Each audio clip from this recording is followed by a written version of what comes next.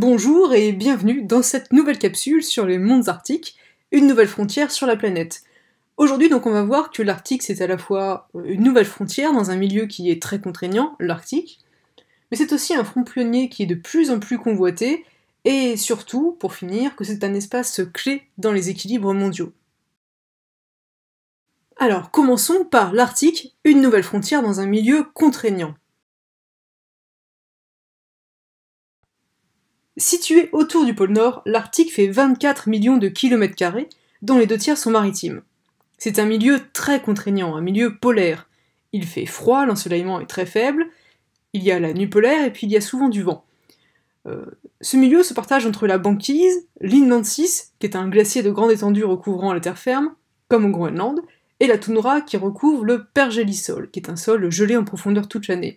C'est donc une source d'isolement. Cet isolement et ces conditions climatiques entraînent de fortes contraintes pour le peuplement. En effet, peu d'activités agricoles sont possibles sur place.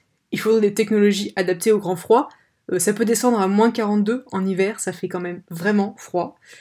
Et la seule activité agricole que l'on retrouve au nord de la ligne de Köppen, finalement, est l'élevage de rennes. Et pourtant, c'est un espace habité, même s'il est faiblement peuplé. La densité de population moyenne n'est que de 0,03 habitants par kilomètre carré, ce qui fait moins de 4 millions d'habitants en tout et pour tout pour l'Arctique. Il se concentre principalement en Alaska, au nord des pays scandinaves et de la Russie occidentale, comme on pouvait le voir sur la carte précédente. Ces populations sont principalement des peuples autochtones, Inuits et Samis notamment, qui ont un mode de vie adapté à ce milieu particulier, à l'isolement, au froid, on l'a dit. Néanmoins, ce mode de vie change rapidement.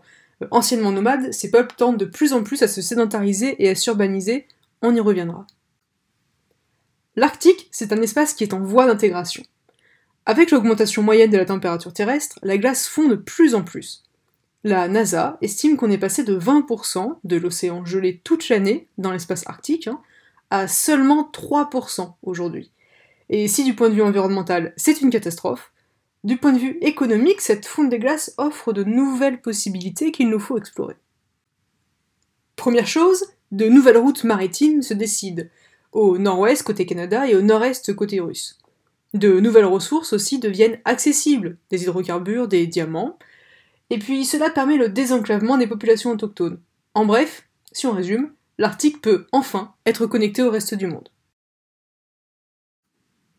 Et donc l'Arctique, c'est un front pionnier convoité. En effet, l'Arctique est un territoire très riche en ressources. On y trouve de nombreux hydrocarbures, notamment 26% des réserves mondiales de gaz et 13% des réserves mondiales de pétrole, ce qui n'est pas négligeable. On y trouve aussi quantité de minerais, de diamants et des eaux très poissonneuses, notamment dans la mer des Barents et au sud du Groenland. De plus, une chose qu'on oublie souvent, une fois libérées des glaces, on pourrait exploiter le potentiel hydroélectrique des grands fleuves du Nord. Enfin, les paysages arctiques ont un fort potentiel touristique. La vogue de l'écotourisme, certains parlent même du cryotourisme, puisqu'il s'agit d'espaces menacés, amène ainsi environ 100 000 personnes chaque année voir la banquise et les ours polaires du Grand Nord, qui sont menacés de disparition. Ce front pionnier est convoité par de multiples acteurs, chacun cherchant à défendre ses intérêts entre l'exploitation économique et la protection de l'environnement. D'un côté, on a les FTN, les firmes transnationales, qui cherchent à s'enrichir en exploitant les ressources, en hydrocarbures notamment, mais aussi il ne faut pas oublier les grands armateurs qui veulent emprunter les routes du Nord. On a aussi les États, qui cherchent à encadrer cette exploitation et éventuellement à déposer des droits de passage, des taxes dont ils pourraient bénéficier. Et de l'autre côté, ces mêmes acteurs n'ont pas intérêt à chercher le profit au détriment de l'environnement et cherchent néanmoins à soigner leur image. Ils sont d'ailleurs très surveillés par l'ONU et les ONG comme Greenpeace, qui veillent à protéger notre patrimoine commun. Enfin, les populations locales cherchent à concilier développement et mise en valeur de leur territoire, tout en le protégeant. Ils adoptent différentes stratégies en ce sens, et certains, comme les Inuits du Nunavut, ont été jusqu'à demander la création d'un territoire autonome, effectif depuis 1999, qu'ils peuvent gérer à leur guise. L'exploitation des mondes arctiques est une menace directe pour l'environnement et la biodiversité. En effet, la présence accrue de navires, que ce soit des navires de croisière ou de fret, entraîne une pollution des mers dans lesquelles on retrouve aussi de plus en plus de plastique. On note également la présence de métaux lourds et de poisons dans les sols. De plus, l'érosion des côtes s'aggrave et certaines espèces comme les ours polaires sont menacées de disparition avec la fonte des glaces. Le tourisme grandissant en Arctique menace non seulement les écosystèmes, mais entraîne aussi des conflits d'usage avec les populations locales. En plus, celles-ci se sentent menacées dans leur propre culture. Sylvie Brunel parle de Disneylandisation pour désigner le fait que certaines populations surjouent leur culture traditionnelle pour attirer les touristes. A l'inverse, ils subissent également une éculturation importante. On a parlé de sédentarisation, d'urbanisation, d'accès à Internet, à pratique du selfie, etc., qui est liée à leur désenclavement croissant. Dernier point, si l'Arctique est un espace contraignant, en cours d'intégration et convoité, c'est surtout un espace clé des équilibres mondiaux. Les modifications du climat arctique ont des conséquences à l'échelle globale. Tout d'abord, la fonte des glaciers entraîne une élévation du niveau des mers, entre 8 et 23 cm d'ici 2030 a priori. Ensuite, la libération des eaux douces des glaciers arctiques peut entraîner une modification des courants marins, c'est ce qu'on voit ici.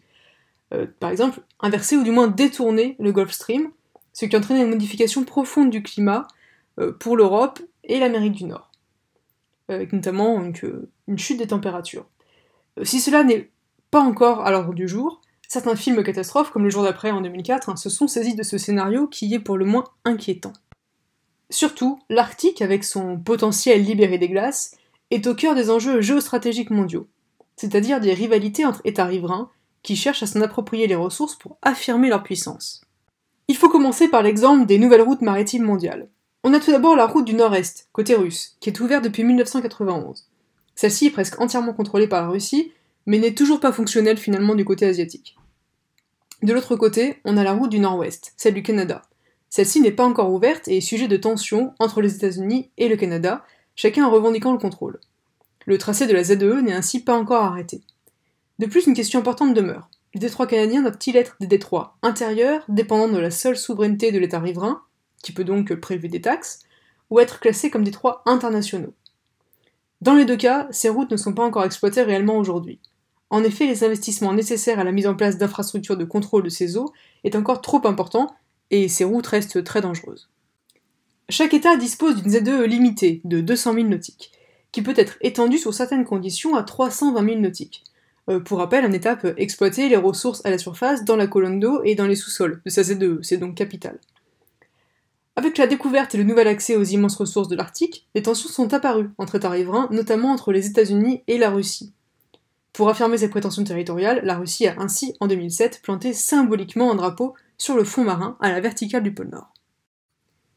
Pour apaiser ces tensions, une certaine gouvernance de l'Arctique se met en place.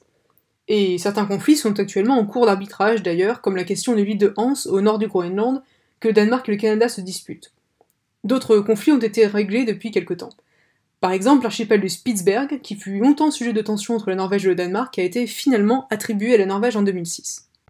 Pour répondre aux défis environnementaux, sociaux et politiques que pose l'Arctique, en 1996 a été créé un Conseil de l'Arctique qui permet aux États riverains, Canada, États-Unis, Russie, Finlande, Suède, Norvège, Islande et Danemark, ainsi qu'aux peuples autochtones, de discuter. Même si son avis reste consultatif, c'est déjà un premier pas vers une meilleure prise en compte des problématiques locales. Enfin, à défaut d'un accord global de sanctuarisation de l'Arctique, comme il existe en Antarctique, des espaces protégés ont été créés par les différents États pour tenter de protéger ce milieu si particulier, comme on peut le voir sur la carte ci-compte, au Groenland, en Alaska, ou encore au Spitsberg justement. Merci d'avoir regardé cette vidéo sur les mondes arctiques, une nouvelle frontière pour la planète, et à très bientôt en classe!